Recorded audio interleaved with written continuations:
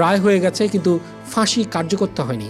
বাংলাদেশ আইনে নিম্ন আদালত যদি ফাঁসির রায় দেয়, সেটা হাইকোর্টের অনুমোদন ছাড়া কার্যকর করা যায় না। কেস ফাইল হাইকোর্টে গেল 2022-এর জানুয়ারিতে। আসামিরা আপিল করল। তারপর শুরু হলো দীর্ঘ অপেক্ষা। আর এই অপেক্ষার মধ্যেই ঘটল 5ই আগস্ট 2024, বাংলাদেশের ইতিহাসে আরেকটা ঐতিহাসিক দিন। 6ই আগস্ট 2024 গাজীপুরের কাশিমপুর হাই সিকিউরিটি কারাগার থেকে দেয়াল ভেঙে পালিয়ে গেল 200-রও বেশি কয়েদি, যাদের মধ্যে 87 জন ছিল মৃত্যুদণ্ডপ্রাপ্ত।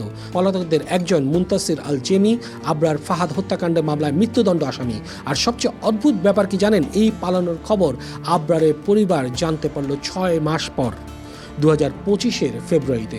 আবরারের ছোট ভাই ফাইয়াজ 2022-এ একই বুয়েটে ভর্তি হয়েছিল, একই হলে থাকতো। সে বলল, 6 মাস ধরে আমরা জানতাম না যে আসামি জেল থেকে পালিয়ে গেছে। এখনও 4 জন পলাতক, মুস্তফা রশিদ, ইতাশামুল রাব্বি তানিম এবং মোর্শেদুজ্জামান জিশান আর মুনতাসির আল জেমি। 16 মার্চ 2025 হাইকোর্ট নিম্ন আদালতের রায় বহাল রাখলেন। 20 জনের ফাঁসি বহাল, 5 জনের যাবজ্জীবন বহাল। অ্যাটর্নি জেনারেল সেদিন আদালতের বাইরে বললেন, মাও সেতুংয়ের একটা কথা মনে পড়ছে, কিছু মৃত্যু পাহাড়ের চেয়ে ভারী, কিছু মৃত্যু পালকের চেয়ে হালকা। আবরারের মৃত্যু আমাদের জন্য পাহাড়ের চেয়ে ভারী। মাও সেতুংয়ের মতো যদি বলতে হয়, কোনো কোনো মৃত্যু থাই পাহাড়ের মতো ভারী, কোনো কোনো মৃত্যু পাখির পালকের মতো হালকা। আবরার ফাহাদের মৃত্যু আমাদের জাতীয় জীবনে থাই পাহাড়ের মতো ভারী হয়ে আছে। একটা সাধারণ প্রশ্ন করি, আবরার ফাহাদ সে কি রেখে গেছে আমাদের জন্য? একটা ফেসবুক স্ট্যাটাস, 300-র মতো শব্দ, একটা ছবি যেটা এখন প্রায় প্রতিটা প্রতিবাদে দেখা যায়। আর একটা প্রশ্নটা হলো, এই দেশে মত প্রকাশের স্বাধীনতা কতটুকু আছে? 2024-এর জুলাইয়ের গণঅভ্যুত্থানের সময় যখন হাজার হাজার ছাত্র রাস্তায় নেমেছিল, আবরার ফাহাদের ছবি ছিল সবার হাতে। তার মুখ শুধু এক ছাত্রের মুখ না, হয়ে গিয়েছিল একটা প্রজন্মের সাহসের প্রতীক। সরকার পরিবর্তনের পর অন্তর্বর্তী সরকার আবরার ফাহাদকে স্বাধীনতা পুরস্কার দিয়ে সম্মানিত করেছে, বাংলাদেশের সর্বোচ্চ বেসামরিক সম্মাননা। ঢাকার বঙ্গবন্ধু অ্যাভিনিউর নাম পরিবর্তন করে শহীদ আবরার ফাহাদ অ্যাভিনিউ করা হয়েছে।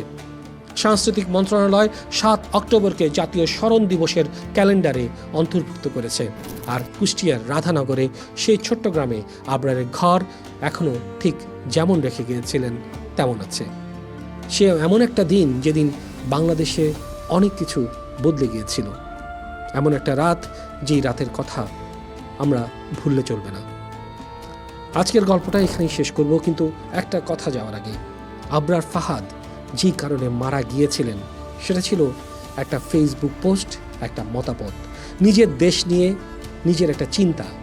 আমরা যারা আজ এই ভিডিওটা দেখছি, আমাদের অনেকেরই কোনো না কোনো মতামত আছে, দেশ নিয়ে, রাজনীতি নিয়ে, সমাজ নিয়ে। আমরা সেগুলো লিখি, বলি এবং ভাবি। আবরার আমাদেরকে শিখিয়েছে মতামত দেওয়ার অধিকারটা বিনামূল্যে আসেনি। এর জন্য একটা 21 বছরের ছেলেকে জীবন দিতে হয়েছে। শেরে বাংলা হলের 2011 নম্বর রুমে। সেই রুমটা, সেই রাতটা, সেই মৃত্যুটা আমরা যেন কখনো না ভুলি।